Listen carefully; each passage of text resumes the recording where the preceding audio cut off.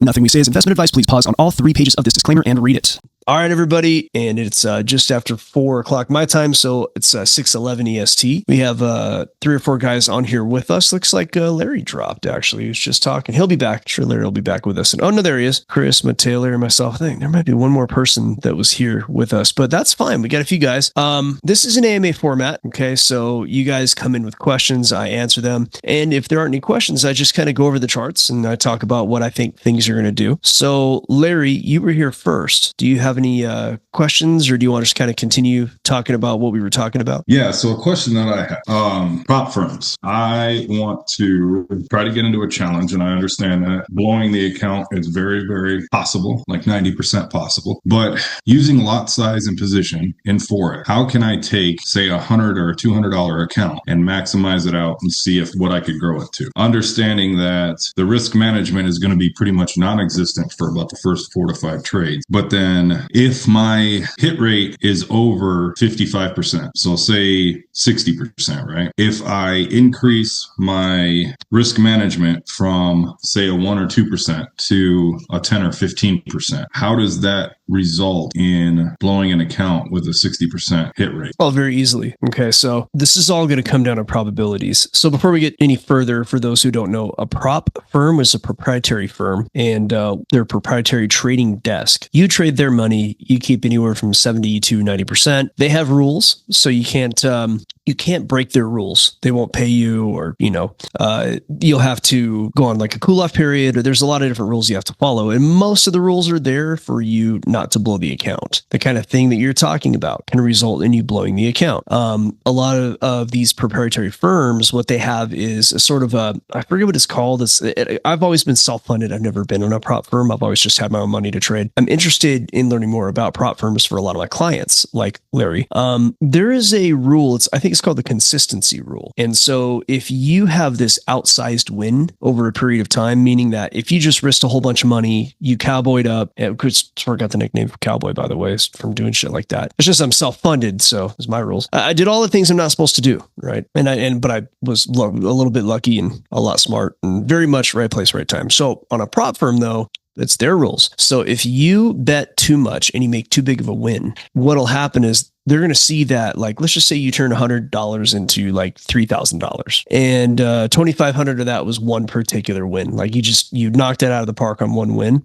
You're going to have a problem getting that payout because they want your wins to be at a steady rate. And the consistency rule is there to keep you from being a gambler and to keep you being a trader. Okay. So if you're, the more you increase your percent, the more you increase the size of your trade, the more you risk trade by trade, the more likely you are to blow your account. If you're, if you're only risking 5% of your book, then that's fine. You lose 5%. Most people risk 2% of their book, but that's for a sizable book. But it's really simple. The more you risk, the quicker you lose. So 15%, $10,000 becomes, $8,500 immediately if you lose the first time. Another 15%, that's going to come down to something like, $7,300 or whatever the number is. And then 15% from there is going to come down to like, $6,500, and then it's going to be down to like, $5,800. And I'm just pulling the numbers out of my head, but those are probably sort of accurate. So within 5 trades, you've blown half your account because you're at 15%. Because each of the times that you trade, you are risking 50% of the money, 15%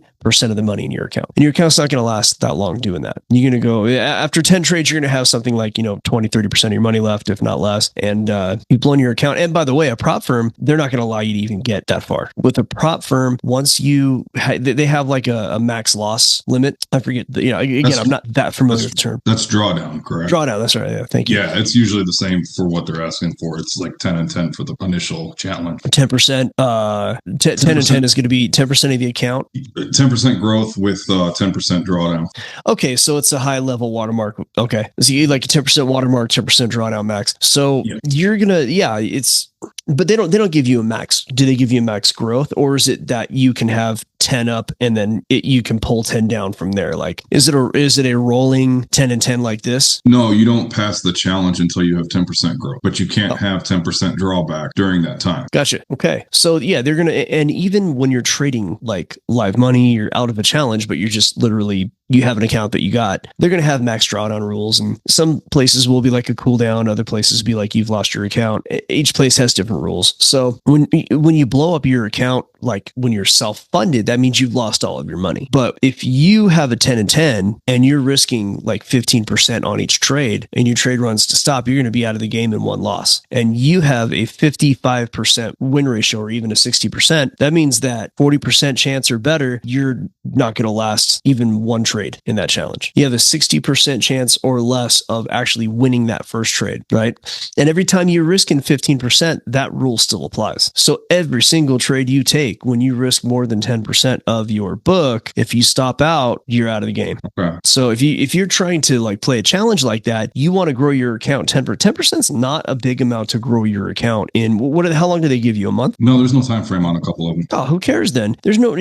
First of all, the methodology that you've built, I know you're getting profitable. You know, I've talked in the background on your algo. So for everybody on the call, this is different than a trading strategy. This is just more like an educated gamble. Oh, so you're just rolling the dice. Yeah. And you're just rolling the dice and it's like $37 at a time and you're just trying to play. Correct. Well, you have to do the math differently then, because if you have a 55% win rate, it's better than a coin flip.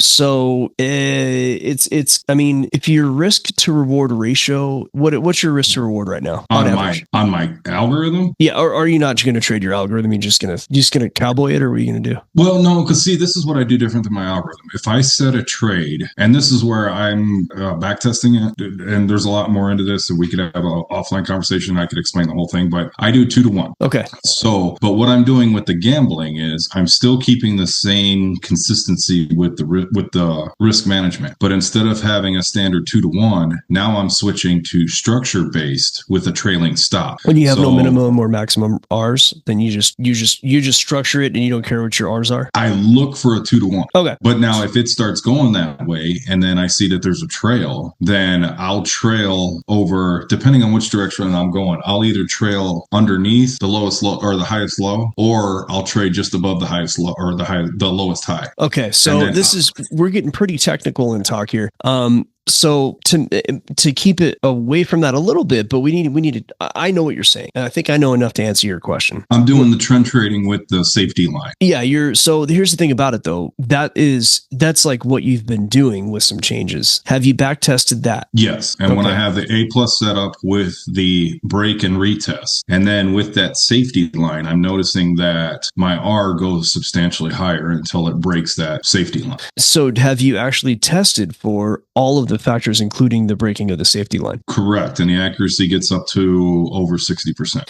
So you know your risk to reward on average. Do you know what your average R's are with this methodology? That I haven't calculated exactly, but I do know that it's over, I think it's over 2. You have to know for sure if you want me to give you an answer to your question, right? So we can assume it's 2 and we can assume 60, right? Yes. So what you have now is a probability scenario. And the question is really going to matter on large numbers because, how many $37 bullets do you have to fire? So for the people watching right now, we're playing a little bit different of a game. It's a little gambly, to be honest with you. But if you know what your hit rate is, if you know how often you win versus how often you lose with the methodology, with all the different things that you're doing, and if you know your risk to reward ratio, this can be calculated, right? You're throwing $37 bullets at it and either you win or lose. So here's the thing. Let's say you win and what size is the account they give you at $37? 10,000. So you have a $10,000 account and you have a 2 to 1 risk to reward and you win that first trade. You've made $3,000, right? Because you're betting 15% and it's a 2 to 1. So you've won 30%. I was running 10%. So I would make 2,000. Okay. I would run 9%. I'd keep it away from that 10. But let's just say 10% for numbers. So you're risking 10% of your book and you make 2,000. Now you got $12,000, right? Yeah. If you risk 10% and lose it, you're out. Anytime you risk 10% and lose it, you're out because you have a 10% loss rule. So you might want to dial it back a little bit so you have a chance. I didn't even think about that. The 10%. Yeah, so I would do 9%. Okay. Because or even 9.5, like get it up to 10 or close to 10 and account for the spread and account for fees. And so instead of having one chance at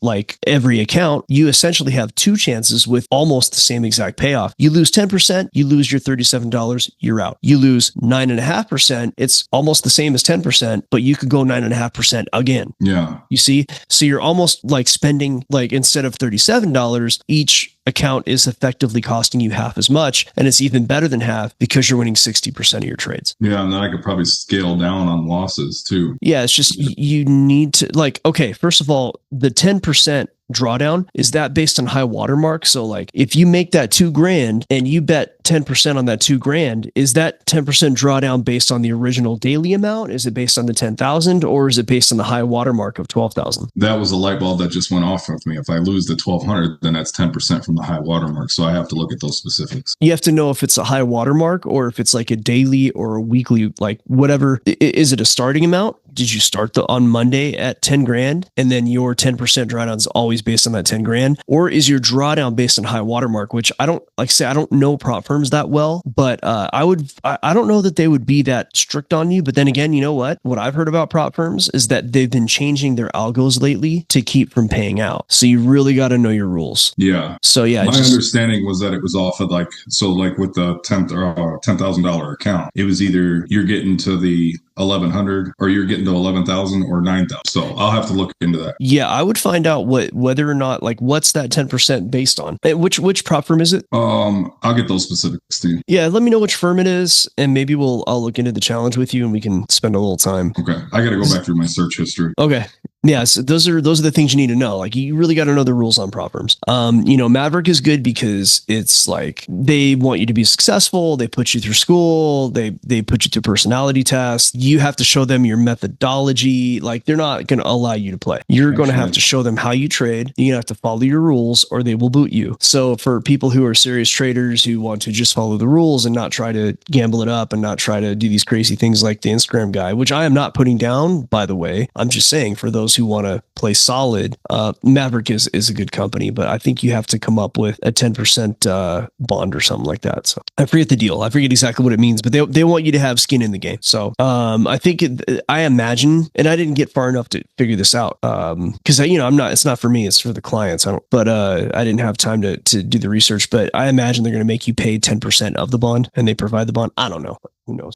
But yeah, that was a lot and that was pretty technical, and hopefully anybody who's watching is still watching. It was Oanda. It was, here's the problem with Oanda. If you're in the US, they're not going to let you trade their prop firm anyway. What? Non-US people for Oanda's prop firm. Learned that the hard way. Miko told me, because I have Oanda. I have like 3 Oanda accounts. And Miko said, hey, check out Oanda's prop firm. So I did, and they don't allow US customers. Last I checked. I could be wrong, but that's was what I gathered like a month ago when I was looking into it. Good. All right. Well, let's move on. Unless you have anything left on that, Larry. No. Good. It looks like we did get some good things to look at though. Figure out the rules, high watermark, those kind of things. And then the strategy would be whatever amount that you like. If you're trying to gamble it up, then make sure you bet just enough to where if you lose, you don't blow the account and you can take another trade. Right. So yeah, you're right. Oanda doesn't let you trade from America. Nope. So there you go. We'll do it through a VPN. Well, no, Oanda requires identification, and they're pretty. I wonder if Prime XPT has a prop accounts. They don't do Canada either. Okay, well, it looks like we're going on that. Yeah, there's other ones. I would look into Apex. That's I know some guys who trade Apex and they speak kindly. In terms of prop, they're primarily retail. Okay, that's fine.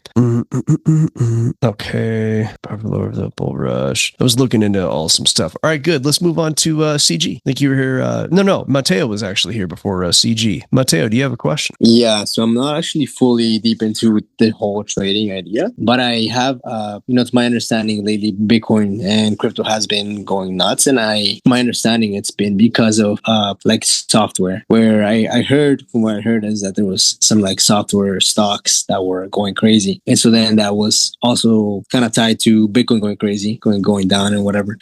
and crashing. And what else? And there was also a bunch of news happening around the world with a lot of things changing. But what are your thoughts right now? Like, do you think that it might be a good buy, like a decent buy, or like, because I do believe in crypto and I do believe it's gonna double in the next 2-3 years. But what are your thoughts like right now with where it's at? With I don't Bitcoin? believe any of that stuff about why the news and the software and all that stuff. None of that. I don't believe any of that. And I don't mean to dismiss what you're saying, but I've been in Bitcoin and crypto and all that since 2017. It's going on 10 years. And every time Bitcoin falls, they always have some story they want to sell you in the news, right? It's bullshit. I can guarantee you it's bullshit. Let me show you why. Something called the 4-year cycle. And Bitcoin, the way the technology works is the emission of new Bitcoin into the system is done through mining. So you have these miners and they have these, basically they're graphics cards. They're ASIC miners and not graphics, not GPUs, but they're ASIC mining for Bitcoin. And so when I send you a piece of Bitcoin, in order for that Bitcoin to go from me to you, somebody's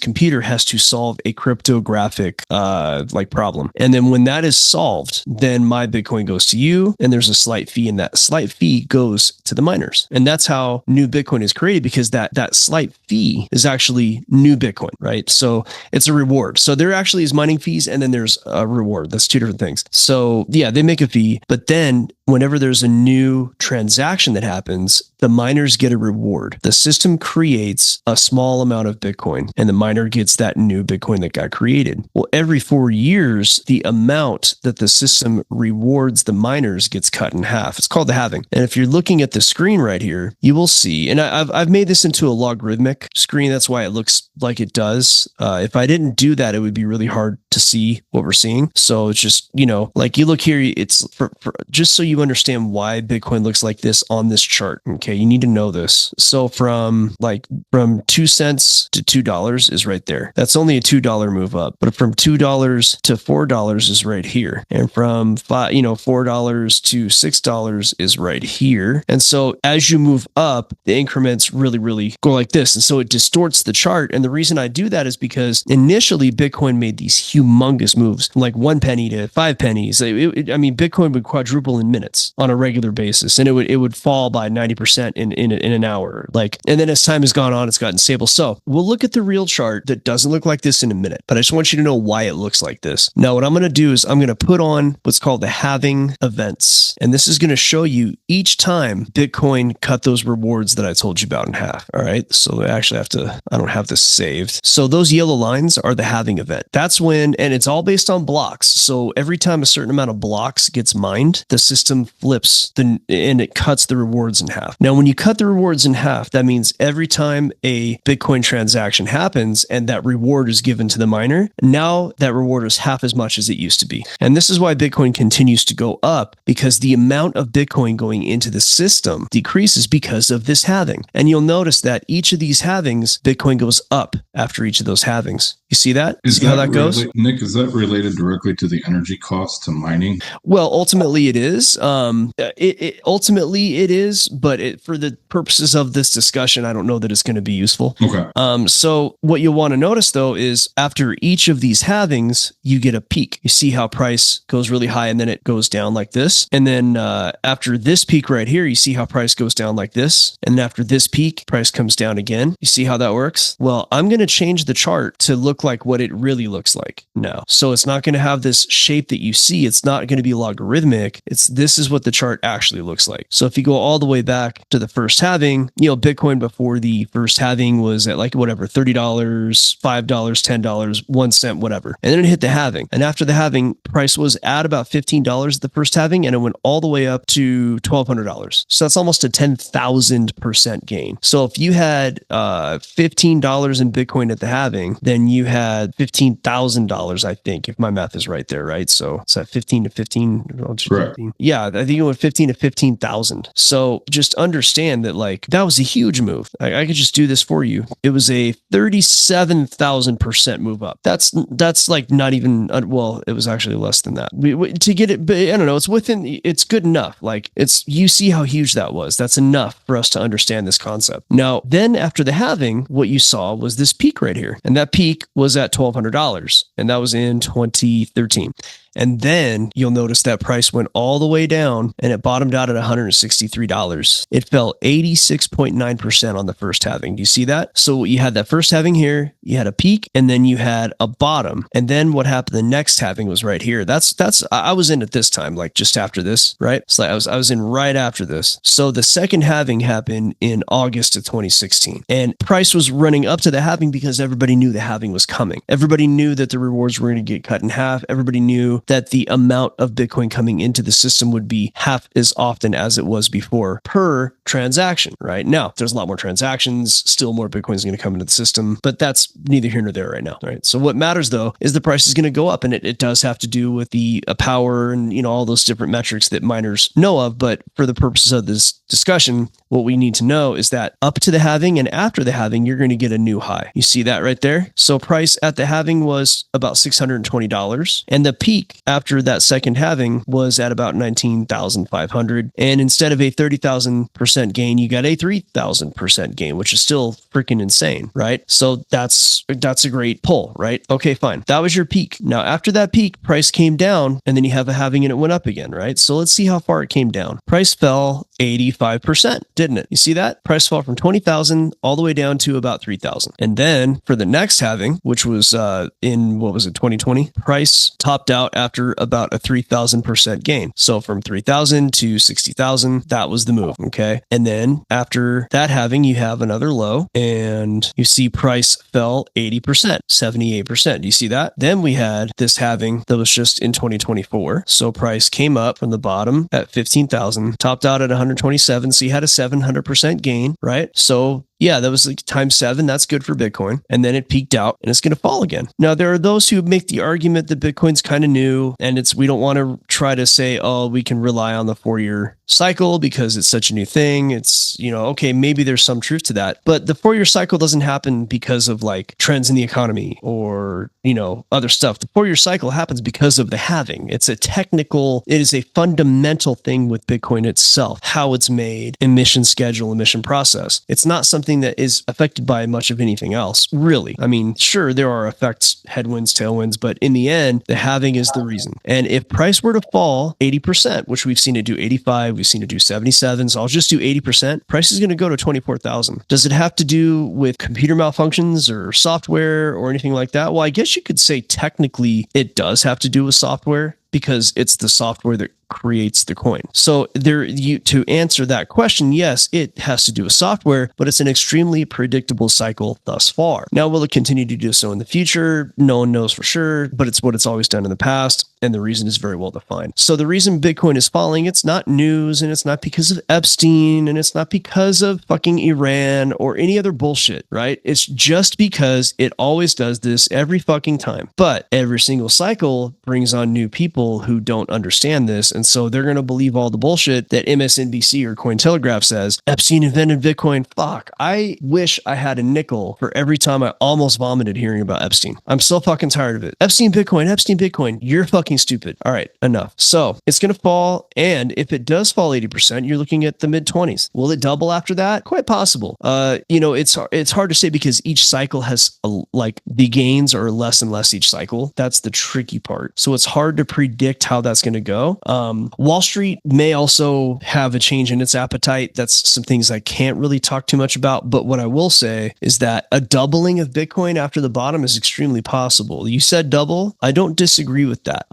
Let's say it goes down to this sort of 26-ish area. Well, a doubling of the Bitcoin price to 26,000 would be from 25 to about 52,000. That's reasonable. Bitcoin could easily do that. I think it might even more than double. I think it might even make a new high or try to approach this high or whatever. But if you think that Bitcoin's going to double, there's a good chance that you're going to be right. And the way that I would do this is if you do what I did, you saw how I did, I went back in the history, I did the measurements, I did all that. That's called backtesting. And so if you analyze the data, another piece of data that you'll find is that the bottom tends to be about 400 days after the top. And there's some exception to that, but in general, that's like a decent rule. So 400 days or so is going to put us into about October, November of this year. But I will go ahead and just do it. So this is going to be 396 days, puts us right at November. So like the first week in November is 400 days. So if you're looking at a $25,000 mark or level, if you will, if you think if it's going to do the same thing it's always done and fall 80%, then that's a pretty nasty trajectory, even if it went like straight there without any ups and downs. That's brutal. That is a big, hard move down. You might see something like this and then it comes down, but the longer it goes sideways, the harder the moves down is going to be. So,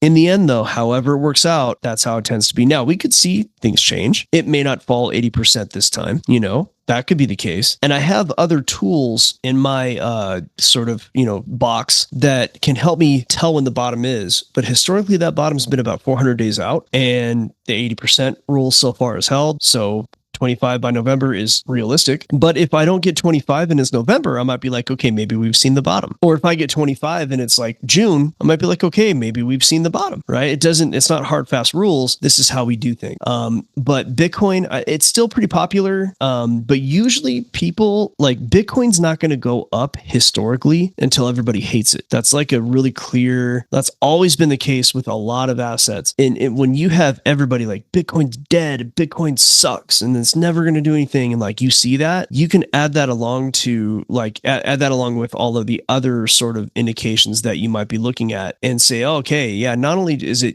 this price, and not only did it happen after this long, and 400 days and 25 and all this, but everybody also hates Bitcoin right now. Like everybody's talking trash about it, the news hates it, everybody says it's a scam. Well, if at that time you believe in it still, and everybody in the world keeps saying it's a scam, that might also be the third reason to pick it up. So hopefully that helps you. Hopefully that, I know that was like a long walkthrough, but we have some new people, and this kind of thing's always good to review. Yeah, good to hear that. Good to know. I'm learning. Yeah, man, nerds make money. It's just it's good if you're like, did you say nerdy? Did you say that? No, I'm learning. Oh, learning. I'm like, yeah, I'm nerdy too. It's it's cool. But yeah, by the way, this goes for anybody here, anybody watching. If you have questions, just hit me up. Like, if you're just get me on school, send a DM over, and I have time for clients. Larry's a client. There are people who pay me for my time. If you ask me a question that's very complex, I may have to charge you. But if you're just learning and you're like, hey, I want to know more about this, at least I'll like maybe send you some YouTube links, or I'll tell you where to look or something like that. Yeah, good. If it's real complex, but whatever it is, just ask. If I don't answer it for you, I'll at least tell you where to find the answers. Sounds good. Thank you, man. No problem. CG. All right, here we go. So I was kind of listening in the background, and I was thinking about what you were saying, and also just going off of recent memory. That whole halving and then going down to 80%. So I started thinking about Bitcoin. Right now, I'm looking at the charts, man. It's right around 67,000, and I thought it peaked recently at like 120 something, 130 something like that. Yeah, back in at the beginning of October.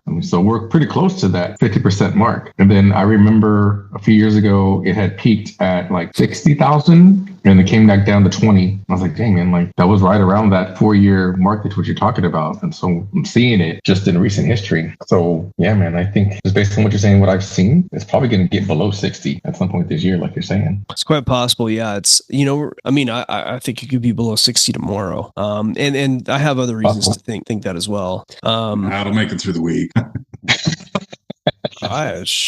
I have no. Well, it'll make it wherever it makes it, man. It might not make it through the night. But it's hard to say. It's a big boat that's moving.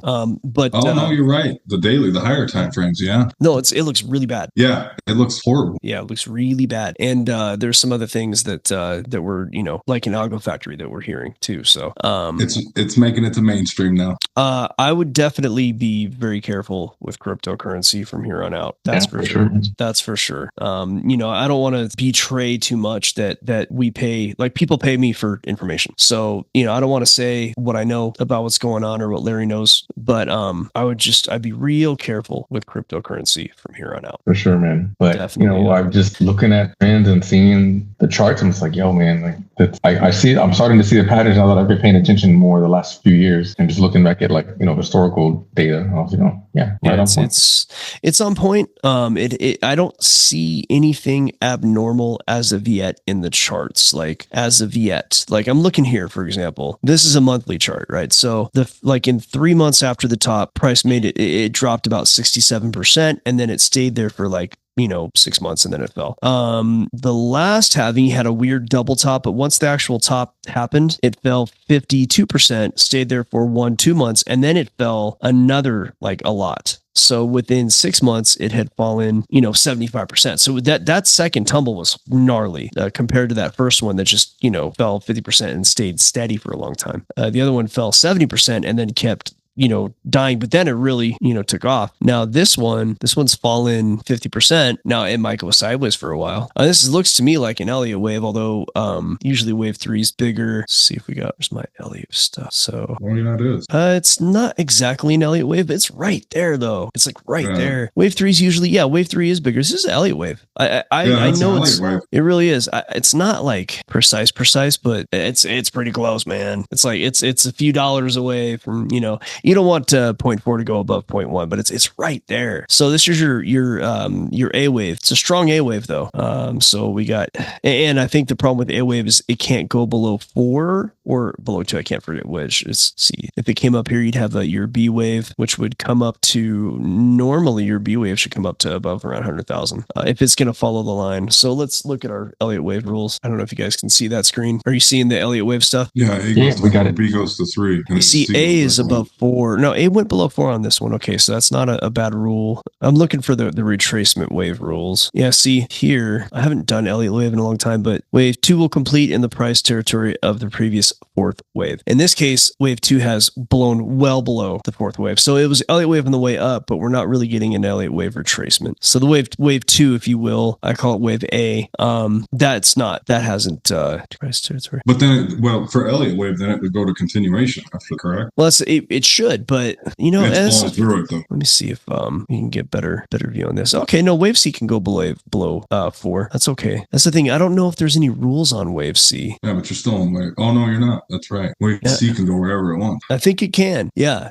And then you'll have, wave A, not C. Wave A wave A can go below 4 on this. Okay. So I'm seeing charts where there's still bull market truncation. Okay, so this is a bull market. Yeah, I think we're looking at this scenario right here. And you can have truncated waves. It's actually, that's a top signal, which we're certainly seeing right now. Okay, no, that's a truncation. We're not looking at a truncation. That is actually not the case. I haven't traded Elliott waves in a long time. It's just not something I like to do, but wave A, in this case, goes way below the 4. So let's do this. Open link in a new tab. So this is I opened the link, not the image. Give me a second. Okay, an image. Here's the problem. Wave A in this case stays above 4. C goes way there. So have we seen a wave A? I don't know. Let's look at the chart. I mean, not really, man. It doesn't, and has that happened in the past? Elliott wave doesn't seem to even apply to the Bitcoin cycle. It's an Elliott wave on the way up, but it is not behaving like one on the way down. So we'll see. We'll see. But so far, it's acting relatively normal for the move down. So we're not seeing anything terribly concerning that makes me go, hey, this is not normal. Now, if it went to 25,000 next week, I would be like, okay, the entire landscape may have changed, right? But until then, and until the charts do something different than normal, then I'm going to assume things are normal. That's just, we have to work on the data that we have. Now, there's always the chance that fundamentally things change, and you'll see it on the charts because fundamentally things always change. But is that going to reflect in the charts? You don't know until it happens. So you have people who bet on fundamentals, and you can, but the markets are all fake now. So fundamentals are very distortable through fake money and debt and things like that. So it's a weird market. That's why I don't like to pay attention to this news and that news. Just show me the charts, man. I don't care. Show me the charts. Look at the algos. I can tell probably what's going to happen. That sort of thing. So Larry, do you have any questions, sir? No, I think I'm good. All right, Mateo, back to you. No, is it? Yeah, Mateo, back to you. Do you have any questions? No, that's pretty much what I had for the day. I'm kind of just listening and catching on. All right. CG? No, man, that's all I got on my side, man. It's good stuff, man. I forgot how good these calls are. Oh, well, I appreciate the kind words, man. Now, are you going to start trading anytime soon, or? I don't know, man, if I got the stomach for trading, man. I just be doing my investing, but this information is always relatable to investing. I mean, it's on a smaller scale or a different scale rather, but well, I mean, a trade on a high time frame is an investment. So, good. All right. Well, I'm going to end it. Thanks for watching, and I'll be back in a couple weeks, and we'll see you guys then. Nick, real quick question for you. Oh, wait, somebody's got a question. Yeah, I just wanted a quick question. Go for it. 2 to 4% growth per month. Is that realistic, or is that overzealous? That's real. That's very realistic. Just think, are you trading in what time frame? 30-minute, or it was a 30-minute, but I'm going to go to the 3-hour. If you're on the 3-hour, you're going to get, how many assets are you trading? Are you forex pairs, or what are you doing? Forex pairs. It's going to be 3 of them. Euro USD, USD CAD, and USD Swiss franc. So the only issue that I see there, the percentage gain is still very possible, but what you don't have is you don't have a complete, like, USD isn't all of those. So the euro and the Swiss franc are going to move pretty much the same as each other. So anytime you have the same asset through all your trading pairs, you're overweighted in the dollar. Okay. So you may want to consider doing like the beast. The beast. Yeah. The beast. Yeah. You might want to, which for the listeners is the British pound versus the Japanese yen. You might want to do the beast. Okay. Mateo, if you ever want to learn how to trade, just let me know. We, I teach people how to do that. And basically, if you have a high school education, I can teach anybody how to do this. Yes. It's not something where you get rich quick. And if you think you are going to get rich quick, you lose all your money. 90% of traders lose 90% of their money in the first 90 days because they don't have any idea what they're doing and they just gamble. But if you want to actually use some very, very low level data science to develop a probabilistic model, it's going to take you months and months, if not longer, right? Yeah, but that's how most traders, especially in like markets like forex, it doesn't really matter what market is. Most traders, guys who do what I do, they're in and out, or like Larry does, in and out in like maybe a few hours or a few days. Most of them are not profitable for 4 years. Larry, you've been with the Algo Factory since like June, July? Yeah. Yeah. So you're profitable now. You're starting to get profitable within, well before the 4-year mark. I also had experience with another platform as well too. So that helps. Yeah. You had a ramp up time. But most people, it takes, without any kind of guidance and just sort of going through the process and learning and trading and, getting free stuff online, like they're going to be 4 years into it. They're going to spend hundreds and hundreds of dollars, or if not thousands, on losing money on accounts and stuff like that. So, I teach people how to do it, and you can, talk to me if you're interested. How many hours per day would you require somebody who was first learning this? 3 hours a week to begin with. There's a study period where you have to learn. And then we do have our live lab where basically it's 3 days a week. It's 1 hour video. It's not required. But it's going to help you learn. But I'd say once you get through like first part of schooling, then you're actually going to start building your method. But it's like you're practicing it first. You're not truly building it. You might be, you're just going to like give it a shot. It might not work for you. Maybe it does. And then I start to kind of help you through the process, right? But if to simply answer your question, 3 hours a week. Yeah. Okay. And so 3 hours a week. Yeah. Sorry to not answer it that quickly, but no, that's fine. No, it makes sense. It's something I would be interested in because eventually I do want to have a stream of income where I can live in Colombia. I'm Colombian. Okay. Go to a couple months and be there 6 months and not have to worry about jack shit, and then earn dollars and spend in pesos. You know what I mean? Okay. So, yeah. So it's something that are you in the academy or are you in the Brotherhood? The Brotherhood. Okay. You ever talk to Jeff? Oh yeah, Jeff. Yeah. Yeah, he's down there, Colombia. He's like halfway between. He's Canada, Colombia, back and forth. Yeah. So and the same program? Does he code? Yeah. Yeah, he's a coder. Okay. So I'm pretty sure he codes. He's heavily into like Bitcoin. He codes like algorithms and stuff. Like if you're down there and he's down there, like that guy could, you might not even need to talk to me. That guy could probably get you set up. Okay.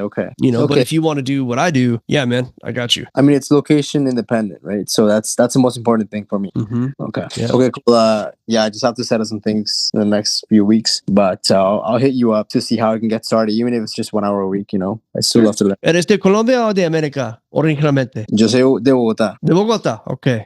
¿Cuándo llegaste aquí en América? Hace 20 años acá nada. 20 años, ok. ¿Y dónde vives ahora? En Toronto. ¿Dónde? Toronto. Oh, Toronto. Okay, Canada. Okay. So you're up there like with all those guys. Yeah, somewhat. Yeah, I have only met a few because they're, Yeah, but- the split. Yeah, So, all right, man. Well, nice to meet you. I know you've been on at least one of these before, but hit me up if you have questions. I know Jeff's back and forth. I don't know that he's in Toronto though. I think he might be. He's in Ottawa. He's in Ottawa. Okay, so yeah, it's actually I don't really know my geography that well, but obviously you're not like you're not neighbors. But at any rate, thank you for coming on. Hit me up if you have questions, and I'll be back on here in 2 weeks. And by the way, I do YouTube like on Tuesday. I like took a trade, and we won that trade, and I took it live. Most of the time I take a trade, it's for the private members. But here and there, if it comes up while I'm doing YouTube, I'll just do it. So if you want to see like how that's done, Tuesday's Algo Factory shows that, and then At what time? it's Tuesday through Tuesday, Wednesday, Thursday. It's 8:30 AM EST on YouTube. Oh, yes. Okay, gotcha. EST, yeah. So, and what I do is I put it live on YouTube for like 10 minutes, sometimes a little bit longer, just to get through the subject. And then we move over to the private live lab where the private clients get to see. And the private, yeah. And that's then the actual, okay, gotcha. So, but yeah, let's say just ping me if you have questions, and thank you guys for showing up. Sounds good, man. Sure. Appreciate it, Nick. All right, guys. Y'all have a good one, fellas. You too.